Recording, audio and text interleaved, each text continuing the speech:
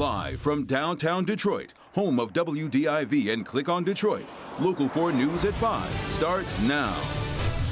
What little we have on Storm Tracker 4 tonight is nothing compared to what's coming, why we're looking at 7 straight days of rain in the forecast. Non-stop semi-truck traffic here in an East Side neighborhood. Neighbors reaching out to the defenders getting results for them. Okay, Sean, but we begin with Michigan State Republicans saying massive fraud in the 2020 election didn't happen. And they're going beyond saying just that.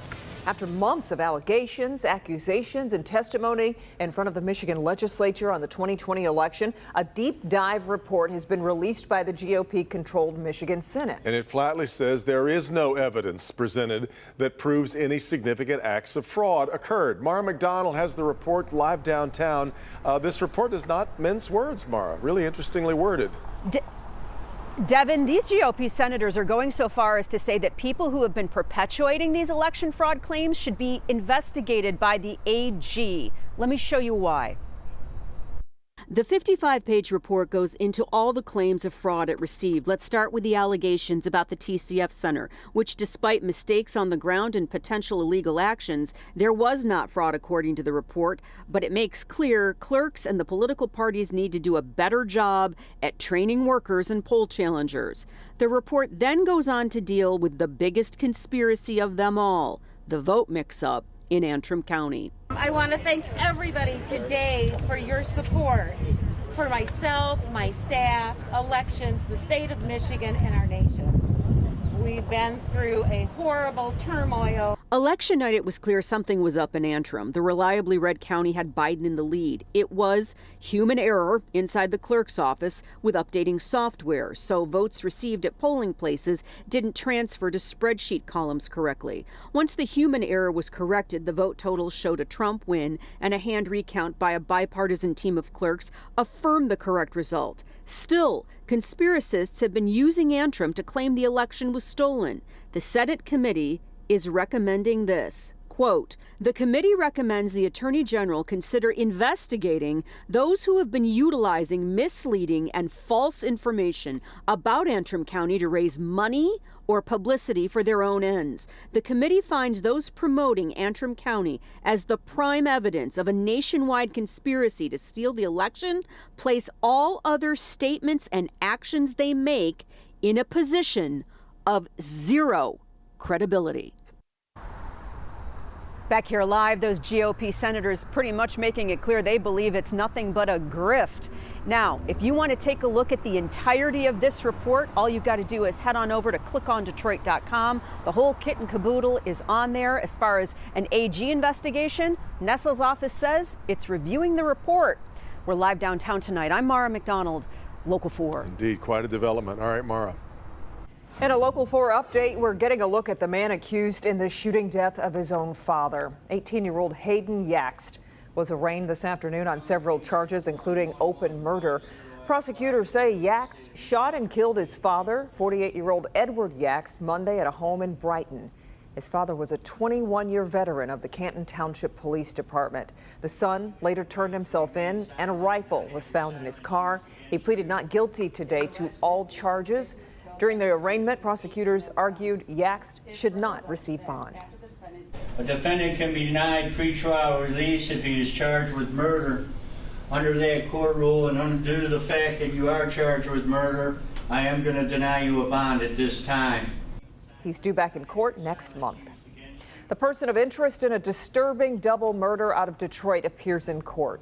This is in connection actually to another case. Orlando Whitfield is awaiting trial in the 2018 murder of Marissa Edmonds in Ypsilanti. He had been on house arrest until last week when authorities say he cut off his tether and was gone. Well, today he was formally charged with a conditional release violation for escaping. During the time he was not on the tether, DeAndrew Pfizer and Tanya Carter were found bound, gagged, and shot. He's a person of interest in that crime. Whitfield now due back in court on the 29th. Gun violence, especially involving children, has been a constant, heartbreaking presence over the past week. It's so hard to report here. This will help provide some perspective of just how bad it's been. It's happened in 4 of the past 6 days, including Thursday's deadly shooting of a 2-year-old on I-75 And yesterday, a 12-year-old died while playing with a gun on Detroit's east side. So we wanted to get a better grip of what's being done on the ground to get this to stop. Larry Spruill spent the day talking to community leaders, and Larry, just talking about it and calling for it to stop isn't enough.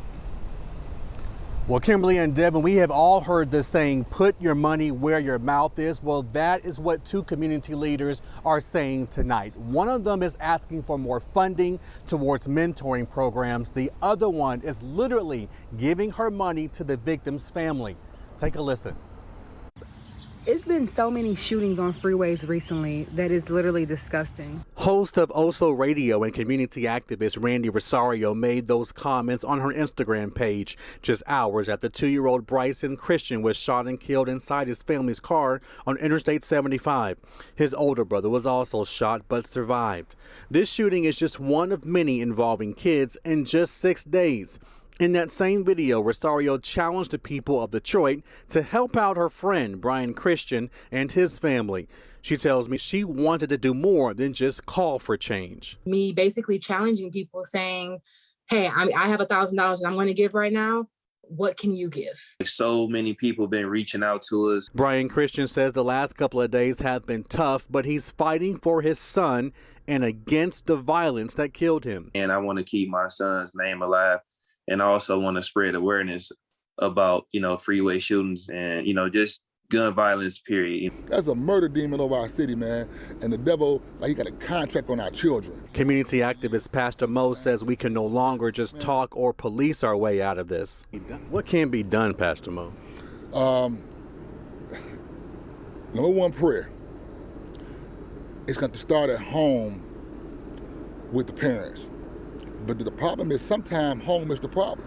You have to invest into mentorship, invest into programs that's willing to get out here and get their hands dirty.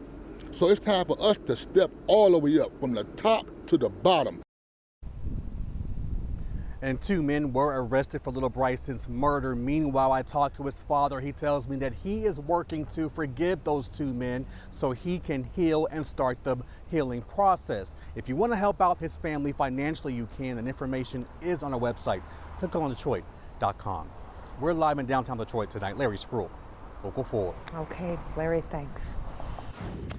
All right, let's turn our attention to the weather. Those milder temperatures on the way out as we make our way closer to the weekend. Yeah, let's get over to Ben here at 5. Are we seeing any rain out there, Ben? Just a touch, guys. Here's Storm Tracker 4. We've seen a few light showers move through, and they're pretty much away from us right now. And I think we're done with the rain until Friday, and that starts a round of rain that is not going to let up. You can see that as we get into Thursday, we're looking at dry conditions, but it's really Friday. That's when that wet weather sets right over top of us and pretty much stays there through the weekend and through at least the middle of next week. I think you'll be surprised at how much rain we're expecting. Yes, we're getting warmer temperatures and some more summer-like humidity, but this is going to be the headline going forward. We'll talk about how much to expect and when we can realistically find this stuff coming to an end. That's all in a few minutes, guys. Okay, Ben. State's Unemployment Insurance Agency is now going to offer in-person services again. That's right. Starting today, you can go online and schedule an appointment at the state's 12 unemployment offices. 15-minute appointments are available from 8:15 a.m. to 4:45 p.m. Monday through Friday, beginning next Wednesday. The agency will still maintain some COVID-19 safety protocols, such as requesting customers wear a mask before entry. We've put a link to how to make an appointment on our website at clickondetroit.com. Let's look at today's coronavirus numbers. State reporting 174 new cases over the past 24 hours. So the lower trend continues. That's good.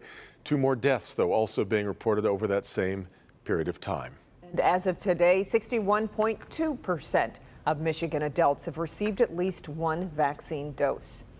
The CDC's vaccine advisory, meanwhile, says rare reports of heart inflammation in younger people likely are associated with the mRNA vaccines. Committee just wrapped up a day-long meeting on that concern. Dr. Frank McGeorge here to explain what they found and why they are still, though, strongly recommending the vaccine for young people. Frank? Yeah, Kim and Devin. So the conditions are called myocarditis and pericarditis. Those are inflammation of the heart muscle itself or the lining around the heart.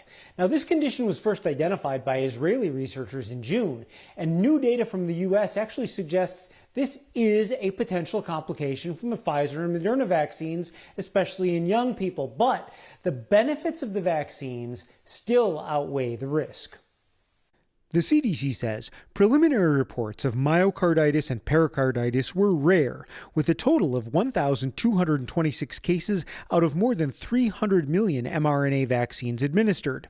The overall rate was 12.6 heart inflammation cases per million doses. The majority of the cases were in teen boys and men under age 30. This graph shows the risk was highest after the second dose of the vaccines, and most occurred in the first 5 days after the second dose. Most cases were mild. A study of 323 of the cases found of those who were hospitalized and discharged, 79% had fully recovered, 9 remained hospitalized. The CDC experts noted that heart inflammation is also a risk of contracting COVID, and cases are disproportionately affecting young people now. Adolescents and young adults now have the highest rate of COVID-19 infections. Getting vaccinated dramatically reduces the risk of hospitalization, death, and long-haul symptoms. This chart shows the number of COVID-19 hospitalizations that would be prevented with the vaccine in each age group versus the predicted cases of myocarditis. Even though the risk of heart inflammation from the vaccine is very low, committee members stressed it is important to be upfront about the potential risk with young people and their parents. Now, there was no vote at today's advisory panel meeting, but warnings about myocarditis will be added to the vaccine fact sheets. The CDC will continue to collect data and analyze the identified cases to see if there are any further bits of information that can be gained about the potential risk. It's Good Health. Back to you. All right, Doc. Well, it's been an issue for years. Now some districts are finally making some changes. New tonight, why school start times are changing all across town and how the pandemic played a role. Also, a true sign of summer is back. Local water parks reopening, but one has some pretty big changes you need to know about before you go. Sean. Neighbors in this East Side community reaching out to the local 4 defenders about that. Semi-truck traffic right where they live. It's a neighborhood. You're going through a residential neighborhood with children. And tonight, the defenders are getting results and good news for the people that live here.